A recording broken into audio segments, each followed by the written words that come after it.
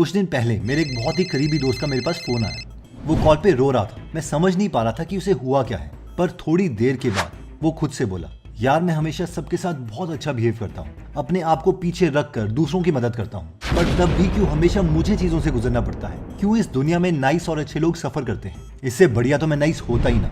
ये सुनने के बाद मेरे दिमाग में काफी कुछ चल रहा था। बहुत देर उसे समझाने के बाद मैंने फोन रख दिया।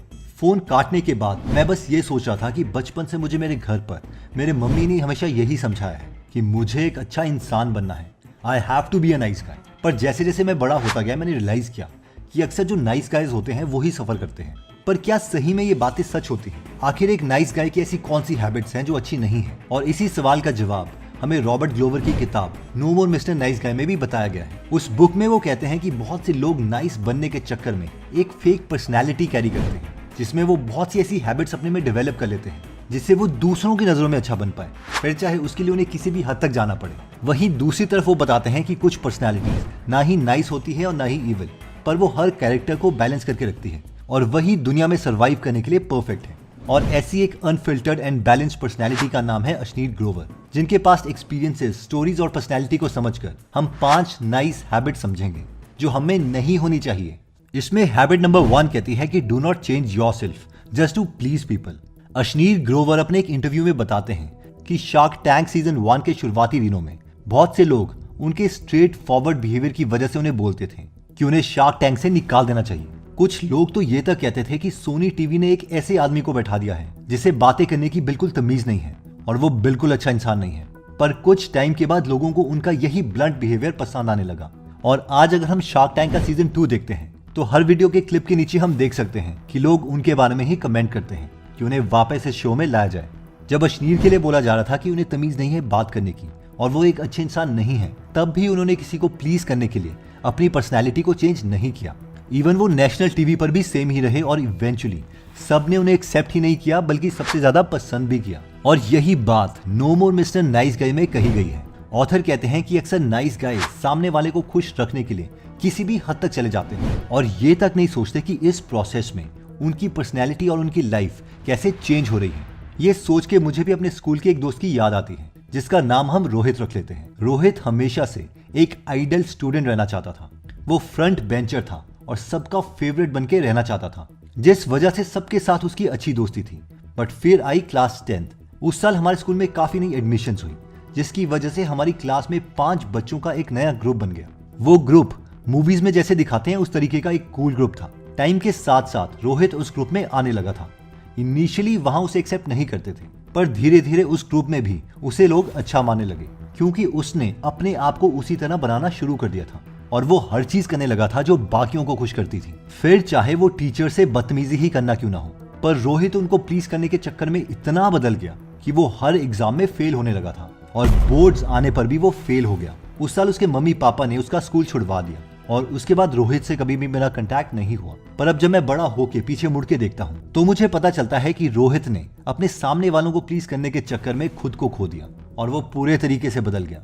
पर असल में हमें ये समझना है कि अगर कोई आपको असलियत में एक्सेप्ट करना चाहता है तो वो आपको कभी भी बदलने की कोशिश नहीं करेगा, वो आपको वैसे एक्सेप्ट करेगा जैसे आप हो। हैबिट नंबर 2 कहती है कि learn to stand up for a no. Imagine कीजिए कि आप एक स्टार्टअप फाउंडर हैं और आप इन्वेस्टमेंट के लिए एक इन्वेस्टर के पास जाते हैं। वो इन्वेस्टर आपको बोलता है कि वो आपको पैसे दे देगा, फिर आप उसका वेट करते हैं। 1 महीना हो जाता है, 2 महीना हो जाता है, 3 महीने हो जाते हैं, ना वो आपको मना कर रहा है और ना वो आपको पैसे दे रहा है। आपको कैसा लगेगा? वेल, अशनीर इसी बारे में एक इंटरव्यू में बताते हैं कि उन्हें अपने स्टार्टअप के शुरुआती दिनों में इन्वेस्टर की बस एक बात बहुत खटकती थी और वो थी कि वो कभी भी क्लियरली नो नहीं बोलते थे। वो कहते हैं कि लोग ना नहीं बोल पाते और इसी चीज की वजह से बाकी लोगों का बहुत टाइम वेस्ट होता है। अब मैं बोलता हूँ ताकि तुम चने के झाड़ पे मत चढ़ जाओ एक ऑफर के बाद, वो सिर्फ बंद कर दे। और इसीलिए शार्क टैंक में अगर उन्हें किसी का आइडिया पसंद नहीं आता था तो वो उसे डायरेक्टली नो बोल देते थे। उन्हें पता था कि बेशक फाउंडर को थोड़ी देर के लिए बुरा लगेगा, लेकिन इवेंचुअली वो उनका टाइम ही सेव कर रहे हैं। और यही एक नाइस इंसान की सबसे बुरी हैबिट है कि वो किसी को नो नहीं बोल पाता। इससे रिलेटेड मुझे कहानी याद आती है। जब मैं कॉलेज में था तब मेरे साथ एक दोस्त था नाइस गाय वाली कैटेगरी में। इसे हम निशांत का नाम दे देते हैं। मैंने निशांत को कॉलेज के किसी भी साल किसी को मना करते नहीं देखा। एक बार हमें एक फोटोग्राफी से रिलेटेड कॉलेज प्रोजेक्ट मिला था जो सबको इंडिविजुअली करना था। निशांत फोटोग्राफी के लिए बहुत पैशनेट था और सबको पता था कि उसका प्रोजेक्ट ही सबसे बेस्ट होगा, पर सबमिशन के दिन वो प्रोजेक्ट सबमिट ही नहीं कर पाया क्योंकि सबमिशन से कुछ दिन पहले क्लास के कुछ बच्चों ने उसे रिक्वेस्ट करना स्टार्ट कर दिया कि निशांत तू हमें भी हमारे प्रोजेक्ट में हेल्प कर दे, और ना नहीं बोलने के चक्कर में निशांत उनके प्रोजेक्ट्स ही करता रहा और खुद का सबमिट नहीं हुआ क्योंकि वो हमेशा यही सोचता रहा कि अगर उसने बाकियों को ना कह दिया तो वो उसके बारे में क्या सोचेंगे। नेक्स्ट हैबिट है habit number 3, fear of confrontation. एक इंटरव्यू में इनक्रेडिबल वेंचर्स लिमिटेड की फाउंडर नमिता थापर अशनीर के लिए ये बोलती है कि शार्क टैंक के सीजन 2 में अब अशनीर जैसी टॉक्सिसिटी कोई नहीं फैलाएगा। सीजन 2 में the toxicity is out for good। कुछ दिनों के बाद अशनीर से फिर एक कॉलेज इवेंट में इसके बारे में पूछा जाता है। इस पर वो बहुत ही आसानी से बोलते हैं कि बोलने दो जिन्हें बोलना है, वो मुझे बहुत ज्यादा मिस कर रहे हैं तभी मेरे बारे में बोल रहे हैं, मैं उन्हें मिस नहीं कर रहा इसलिए मैं उनके बारे में नहीं बोल रहा। यार देख, मैं यहाँ पे आया, मैंने नमिता थापर की बात की, अब उसका रीजन है क्योंकि मैं उसको मिस ही नहीं करता।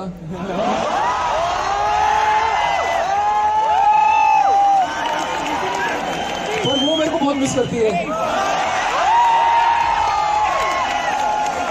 तो चाहे वो टॉक्सिसिटी बोल ले या कुछ भी बोल ले, मिस तो मेरे को ही कर रही है ना।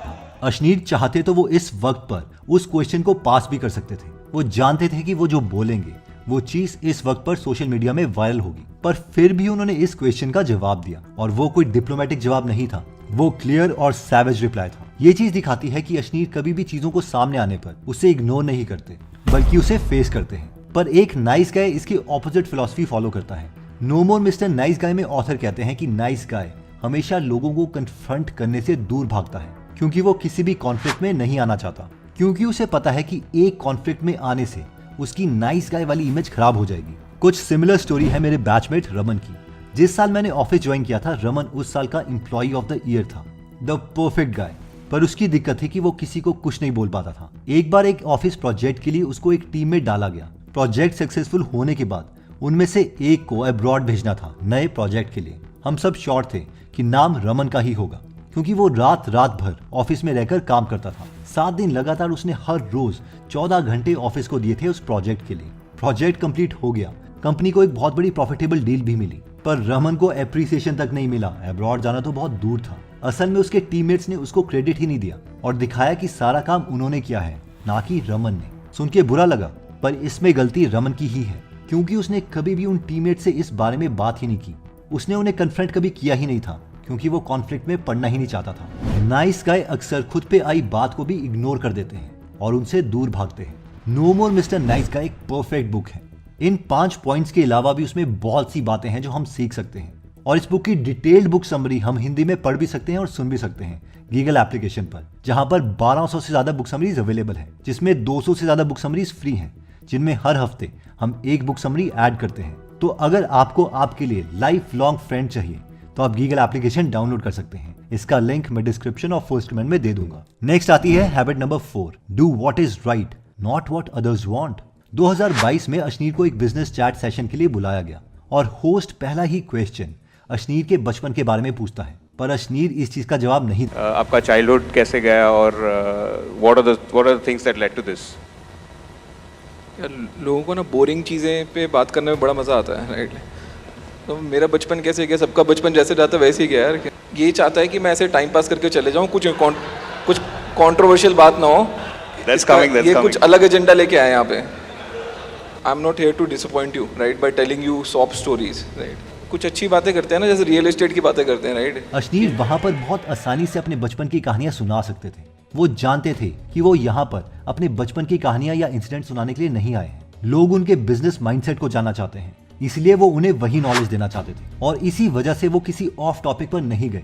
वो जानते थे कि किस वक्त पर क्या सही है और वो उसी चीज को लेके आगे बढ़े। कुछ सेम हुआ था rich dad poor dad book के ऑथर रॉबर्ट कियोसाकी के साथ, जब इंटरव्यूअर उनकी बात नहीं सुन रहा था और अपने को इंटेलिजेंट बता रहा था। रॉबर्ट कियोसाकी ने उसे कहा कि मैं तुम्हारे स्टूपिड शो को छोड़ के जा रहा हूँ, you are not listening to मी।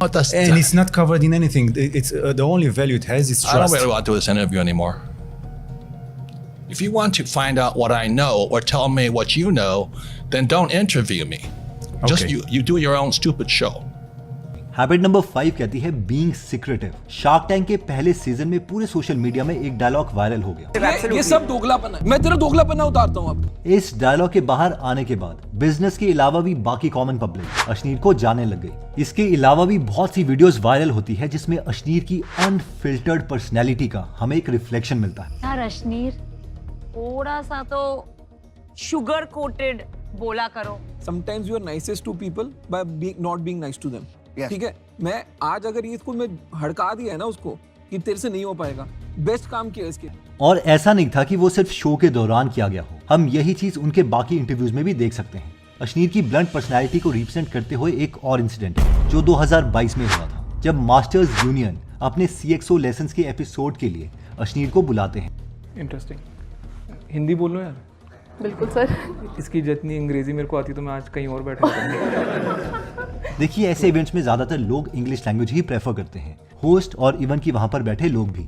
ये चीजें हमें बहुत कम लोगों में देखने को मिलेगी। नाइस गाय की कैटेगरी वाले लोग अपने ऊपर एक मास्क पहन के रखते हैं। इवन की रॉबर्ट कहते हैं कि नाइस लोगों की सोच थोड़ी अलग होती है। वो कभी भी नहीं चाहते कि उनकी असली पर्सनैलिटी बाहर आए और इसलिए अपनी पर्सनैलिटी को सीक्रेटिव वो रखना चाहते हैं ताकि उनकी फ्लॉज, उनकी गलतियां हमेशा छुपी रहें। देखिए, इसमें नाइस गाय ना होने का मतलब ये नहीं है कि हम क्रिमिनल बन जाए या किसी और के हक की चीजें लें। इसका सिंपल सा मतलब ये है कि सिर्फ एक अच्छी इमेज पाने के लिए हम खुद को चेंज ना करें, खुद की प्रायोरिटीज को भी इंपॉर्टेंस दें ताकि एटलीस्ट इस फेक पर्सनैलिटी के चक्कर में हमारी फैमिली सफर ना करे। तो दोस्तों, ये है वो 5 हैबिट्स जिसके बारे में हमने बात करी थी। अगर आप चाहें तो इसका स्क्रीनशॉट ले सकते हैं। आई होप ये वीडियो आपको वैल्यूएबल लगी होगी। अगर आप चाहें तो ये वाली एक वीडियो है जिसे आप देख सकते हैं। जय हिंद।